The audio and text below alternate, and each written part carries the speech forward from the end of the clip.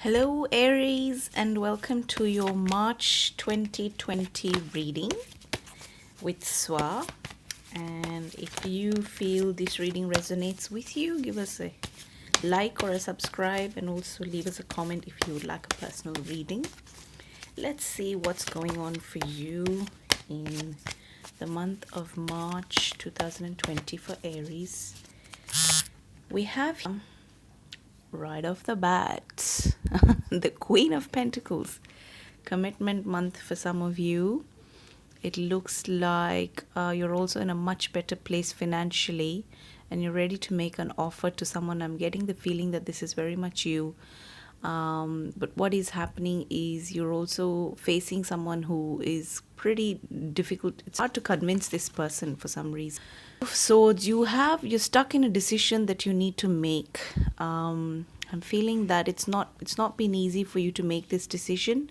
In a decision of sorts, and you're needing to know whether to commit or to be more sort of keep your freedom. I think in terms of relationships, or I'm feeling that most of this is about relationships for you.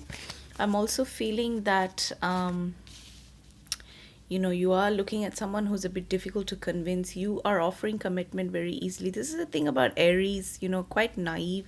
You go in guns blazing and you lay all your cards on the table, and it's like some people would call it being tactless even, but I think it's exuberance and it's childlike, and you have that innocence about you. So that's what's happened in this situation. Not really doesn't have the sensibilities to appreciate that. The person that you're dealing with is kind of on his or her own trajectory. They're kind of looking away, from what you're offering.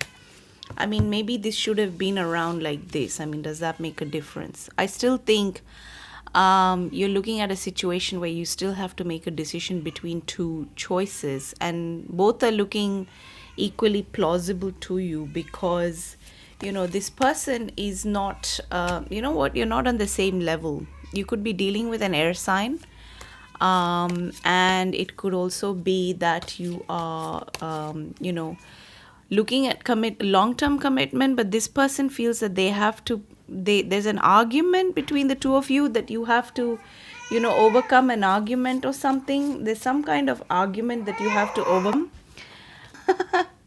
Well, if you're hearing a little baby going, there's an Aries for you. He's a moon in Aries.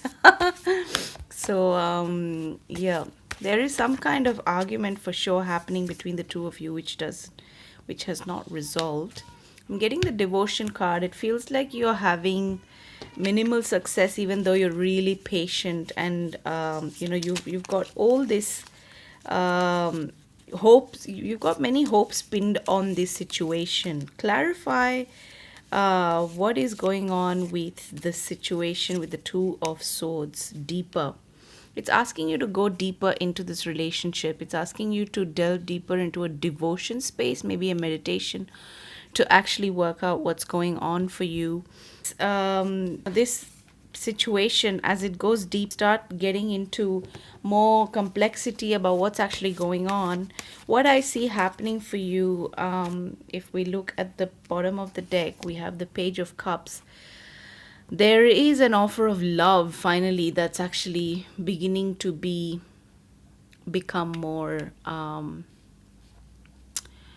what the matter is really about. You're talking about commitment, this person's talking about settling a sort of point of view that you're not in agreement with, but ultimately the Page of Cups comes up with love, and it's not yet their heart chakra or anything. I'm seeing that there's more. It's like a mind over heart decision that's happening here on the whole.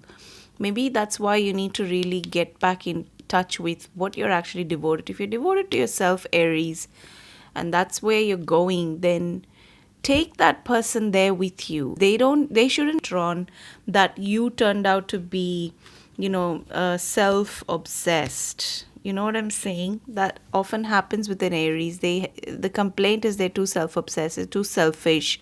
They're not able to see my point of view. I think maybe this person is bringing that argument out in this situation. You're not thinking about me enough for this to be a decision about us.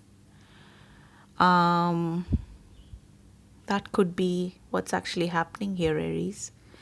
And if that's the case, it's asking you to go deeper, and it's definitely asking you to look at your devotion. Your end of the bargain is you are devoted to this person or you're devoted to yourself, one of the two. But whichever it is, you're devoted to a cause, or maybe your goals, or maybe your inner self. You're developing it, and that's what's actually bringing out a resolution. The Page of Cups, right? And I still think this is a very this is very surface level. It's not looking like there's any, you seem to be more involved than this other person is as well.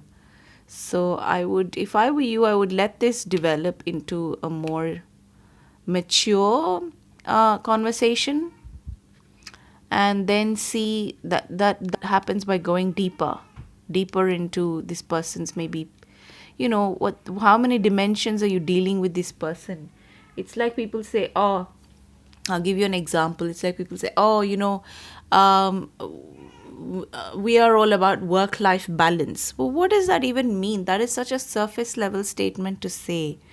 There's so many dimensions to work. There's so many dimensions to life. Is it psychological? Is it social? Is it financial?